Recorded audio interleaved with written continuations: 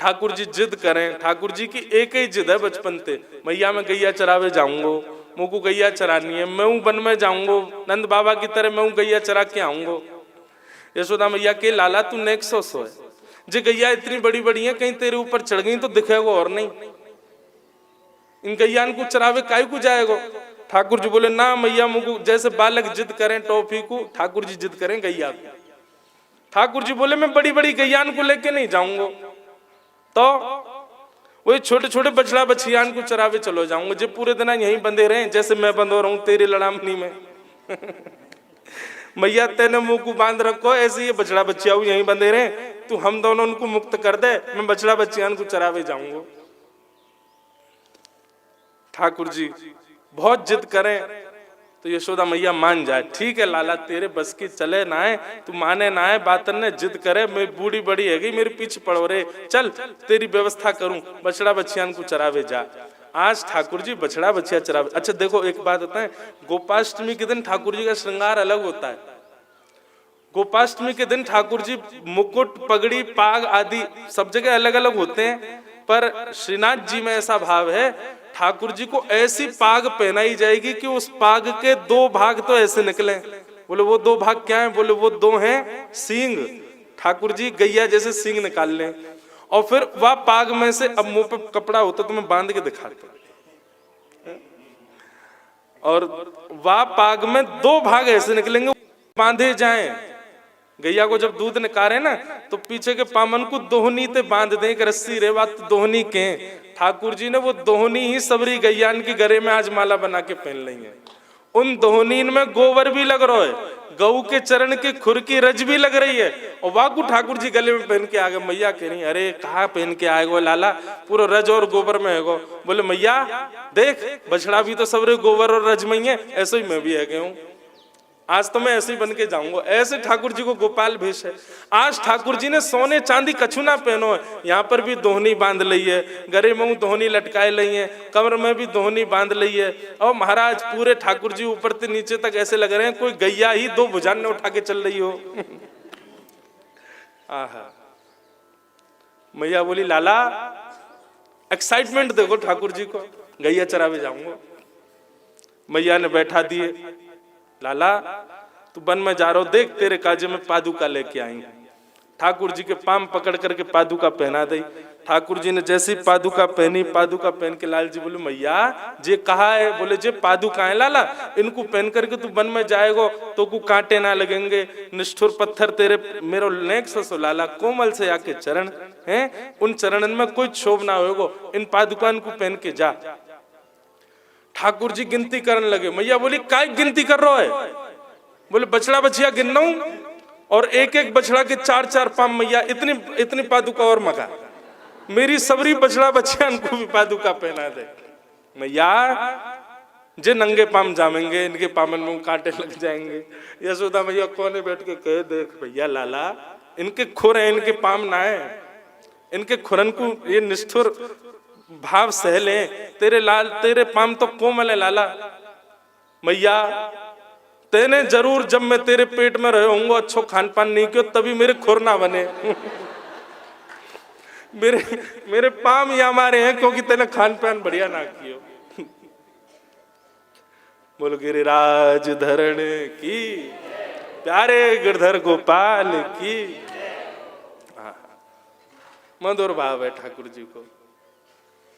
भैया इन गैयान की तरह तेने बढ़िया खान पान ना है क्यों, या हमारे मेरे खुर ना बने, मेरे पाम रह गए, हमारे मुंह को पादुका की जरूरत पड़ रही है। ठाकुर जी को पादुका पहना दी। अब ठाकुर जी को ऐसा लगे जैसे कोई ने बांध दिए हो, बार बार पादुकान को उतारे और मैया से कह रहे मैया तू को मेरी सौगंध, मुंह को पादुका हम नहीं पहना। बोले क्यों ना पहनाऊं? बोले जब तक मेरी गैया पादुका नहीं पहनेंगी तब तक या ब्रज में मैं भी पादुका नहीं पहनूंगा, मैं भी अनावृत चरणन से डोलूंगा।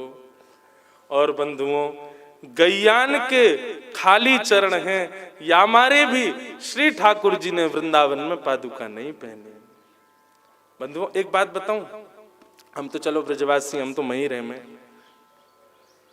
पर यदि आप लोग कभी वृंदावन जाओ तो ये अवकाश आप कर सकते हो कि वृंदावन की सीमा में पादुका मत पहनो। वहां ऐसा विचार करो कि हम भी अनावृत निरावृत चरणन से विचरण करें।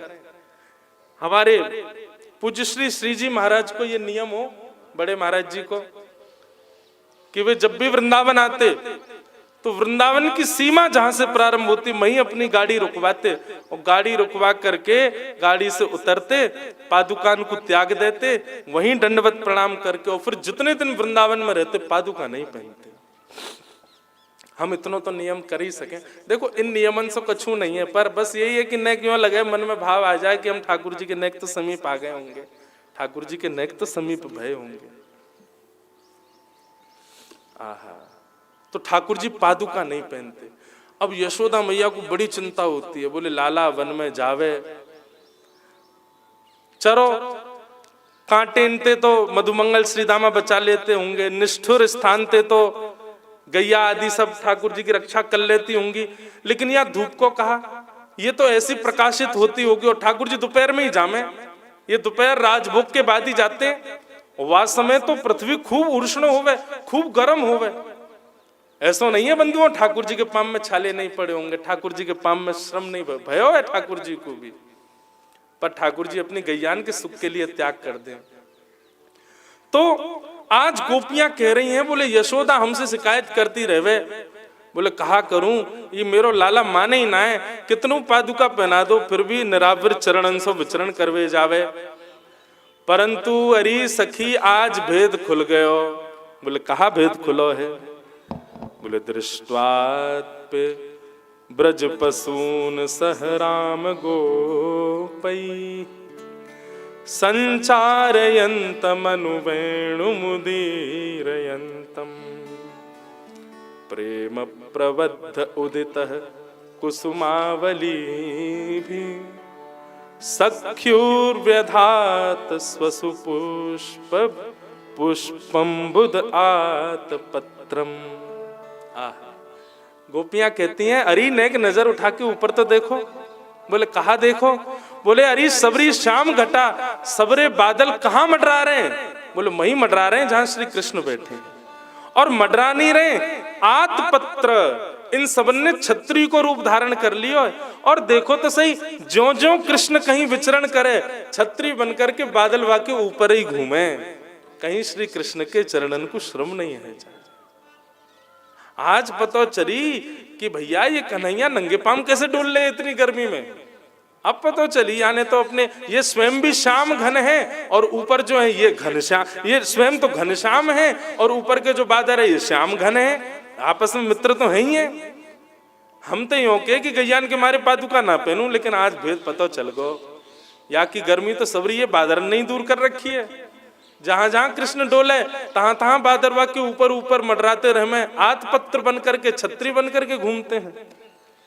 गोपियां कहती हैं आतपत्र बन करके ये बादर घूम रहे हैं, केवल छत्री बन करके नहीं घूम रहे, विचित्र छत्री है। संसार की छत्री तो बारिश से बचाती है, पर ये बादर की रूपी छत्री कैसी?